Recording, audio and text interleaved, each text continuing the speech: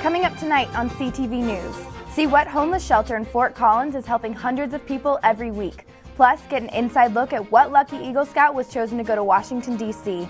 and see why the fish at City Park are dying. All this and more tonight on CTV News.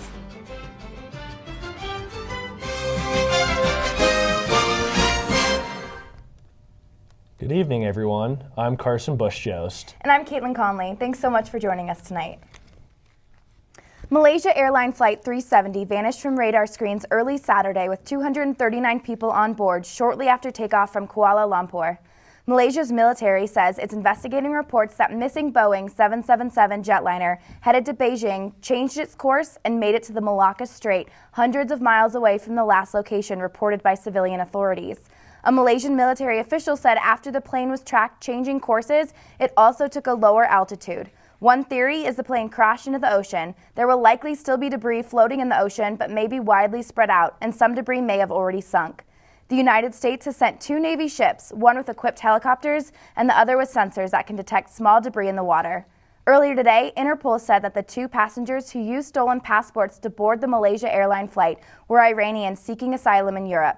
Both men had no criminal records. The investigation is ongoing to find the vanishing plane, with speculation ranging from pilot error to plane malfunction to a hijacking and act of terrorism.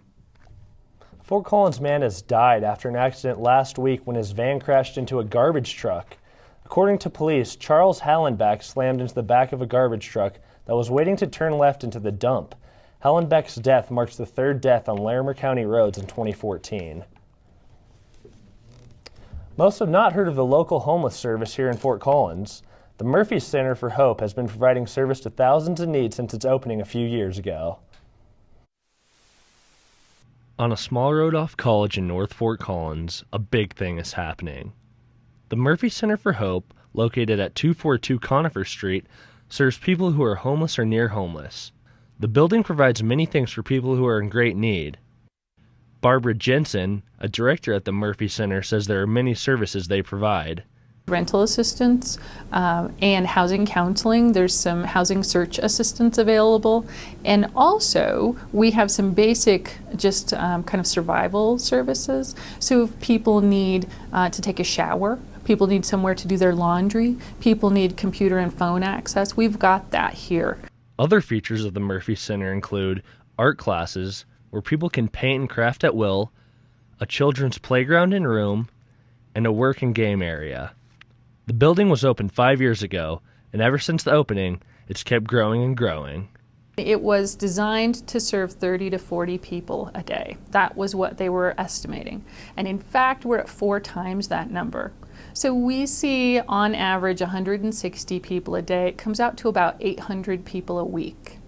And if you might need service from the Murphy Center, Barbara says to just walk right in. We're not a shelter, we're a resource referral agency. So we're open Monday through Friday, 8 to 5. The best way to get to come in for services is to walk in. We're a walk-in center. The Murphy Center is available to many who apply. All that's needed is an interview with one of the center's representatives so they can understand the services you need. A Fort Collins 8th grader came in second on Saturday at the 74th Annual Colorado State Spelling Bee. 13-year-old Roshini Narayan beat out 245 kids in 10 hours of competing to make it to the spell-out, where she narrowly missed a championship finish. Speaking of Fort Collins students, sophomore Nick Dan Miller with the Boy Scouts of America was able to visit Washington, D.C. this past February to present the organization's annual report to the nation's top U.S. officials. I spent 7 days in Washington, D.C., and from the beginning to the end, I was there to help deliver the report to the nation on behalf of the 3.5 million youth and adult volunteer members of the Boy Scouts of America.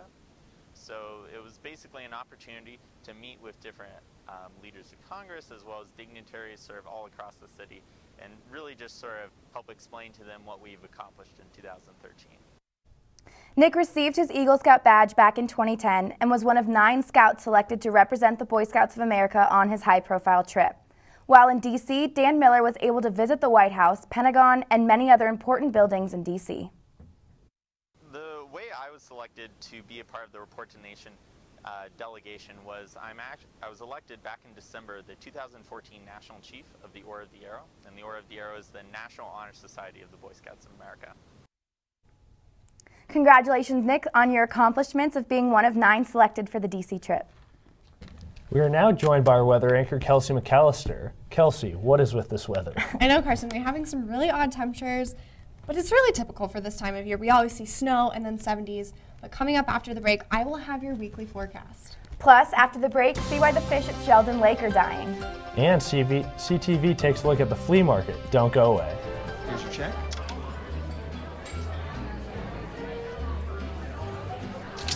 Oh, you got it. You know, since I got rid of my car, I really enjoy walking. Okay. Got it. No.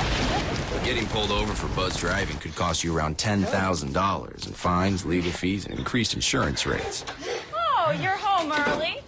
You live with your mom? That'll set your game back a few years.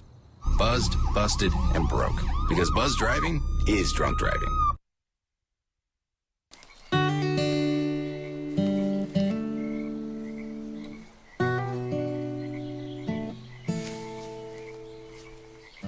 When you're out there, there's no telling what you'll find. I see it, I see it! Oh, look at you. There are some moments only the forest can inspire. Find yours at discovertheforest.org. TV News, I'm Kelsey McAllister with your Tuesday weather update. Well, we've seen some pretty crazy weather over the past couple of days. Yesterday we were in the 70s and today we saw some snow flurries. If we take a look outside, currently we're sitting right at about 28 degrees. It does feel about 18 due to that wind out of the northwest at 13 miles per hour, so there are some gusty winds right now. Now, as we take a look at tonight's lows, we're going to see some chilly temperatures. But first, let's take a look at today's highs. 33 in Fort Collins, 46 in Denver, and 47 in Colorado Springs, 29 in Vail, and 34 in Gunnison.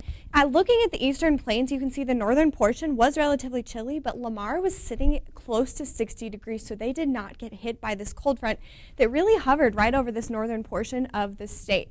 As we look at tonight's lows, we are going to chill down quite a bit. We're going to see temperatures in the teens in Fort Collins, Denver, Colorado Springs, and Pueblo. Alamosa will be sitting at 14.7 in Gunnison and in Vail as well. The eastern plains will see temperatures in those teens and 20s. Lamar's is going to cool down quite a bit. If we take a look at tomorrow's temperatures, though, it's going to be really pretty nice for tomorrow. 51 here in Fort Collins as well as in Denver, 44 in Colorado Springs, and 48 degrees in Pueblo. Vail and Gunnison, you'll both be hovering in those mid-30s, and the eastern plains will be, again, relatively mild. Lamar will be a little bit cooler than what you saw today. Now, the 7-day forecast is really nice. I'm very pleased with what we're going to have for this spring break. 51 tomorrow, 58 by Thursday, 57 Friday. On Saturday, I do have about a 10% chance of precipitation. If anything happens, it's going to be rainfall. Nothing will really accumulate, maybe a couple snow flurries during the night, but overall, the rest of the weekend is going to be relatively quiet and pretty calm. Carson, we'll be back in those mid-60s by Monday and Tuesday, so I'm really excited about this. It's a great way to kick off spring, which, by the way, starts on March 20th, so definitely an exciting forecast for us. Carson? Thanks, Kelsey.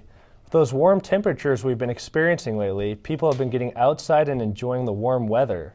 If you've been in City Park lately, you may have noticed an abundance of dead fish floating around in Sheldon Lake, but there's no need to worry. This is a normal occurrence due to the cold weather.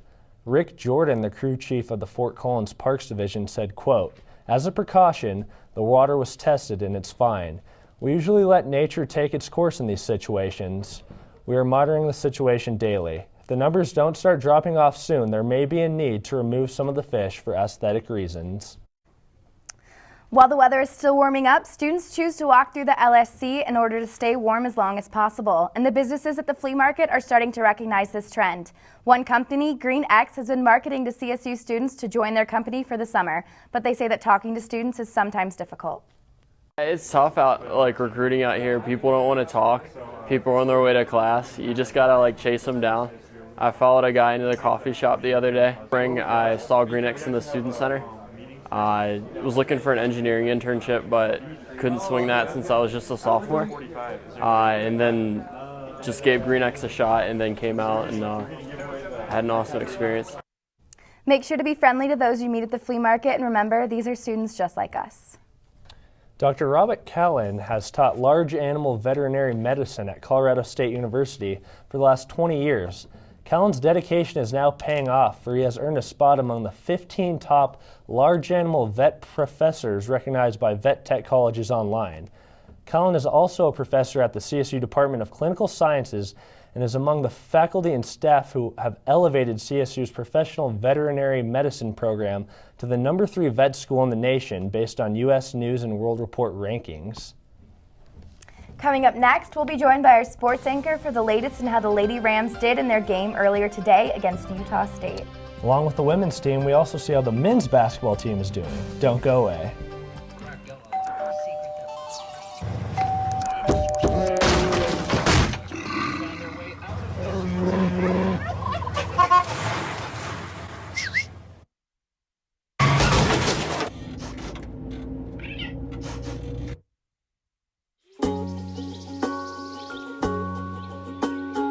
Getting closer to nature can get you closer to your family.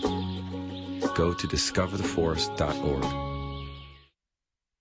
My new dad teaches me all kinds of stuff. I wouldn't use this one. He helps me with my decision making. Ever. And he's even teaching me how to drive. And that's why cars have bumpers. You don't have to be perfect to be a perfect parent. Thousands of kids in foster care will take you just as you are. Welcome back, everyone. We're now joined by Brett Kennedy, who's filling in for Elizabeth Prosty tonight. Thanks so much for having me on the show. I don't know about you, Brett, but I am so proud of the women's team for their win over Utah State today. I am too, Carson. What a confidence boost for this team. The CSU Rams survived a scare in the Mountain West tournament, beating the Utah State Aggies 72-67. Utah State led most of the way, and CSU was down by 3 with 1:14 left to play when senior Sam Martin got a 3-point play to tie it, and Ilan Gustavsen put the Rams in the lead for good with a 3-point play of her own. CSU had 4 players finish in double figures, led by Grit Ryder, who scored 23 points and 5 steals as the Rams advanced to the semifinals for the first time since 2008. The Rams will play the winner of Wyoming and Boise State on Friday. As for the men's basketball team, CSU is looking for revenge as they also square off against Utah State tomorrow at 2 p.m. Mountain Time. CSU lost both matchups between the two teams this season. The winner of that game will play San Diego State on Thursday. The team will be without senior starter Jerson Santo, however, for the rest of the year after he broke his hand after Saturday's loss to Wyoming. This means players like J.J. Avila and Daniel Bejarano need to step up and fill in for Santo's loss. When former CSU assistant volleyball coach Matthew Botsford accepted a head coaching job at Florida Gulf Coast, Tom Hilbert had some big shoes to fill after he addressed that problem on Tuesday by signing Chuck Crawford to become the newest CSU assistant coach. Crawford spent last year as an assistant for Georgia Tech and is a welcomed addition to the CSU Rams. Guys, what do you think about this women's basketball team? You know, last year they were 11-19. This year they're 23-6. They got a win in the Mountain West tournament. They're off to a great start, and I'd say it's a pretty good year to be a CSU Ram. I mean, yeah, they're really impressing me this year. Yeah, I'm really excited. I mean, a huge turnaround from last season. 11-19 to now they're the #1 seed in the Mountain West tournament. I really think like they can win this all and then do a lot of damage in the big dance coming up. I mean, and then they have Ellen Nystrom and Sam Martin and Grit Ryder and those guys like that. They've really stepped up and delivered the team, and they've all acted really well as a group. They have. I'm very impressed by them so far. They've done really good, and I mean, hopefully they can win the Mountain West tournament. They have a really good shot. So. Well, that's all the time we have tonight. Thank you so much for watching and for all your CTV videos, whether it be our CTV Sports, CTV News, CTV Talks, or Friday Night Rambles. Be sure and watch them on thecollegian.com. You can also follow us on Twitter at CollegianC or find us on Facebook by searching Collegian Central.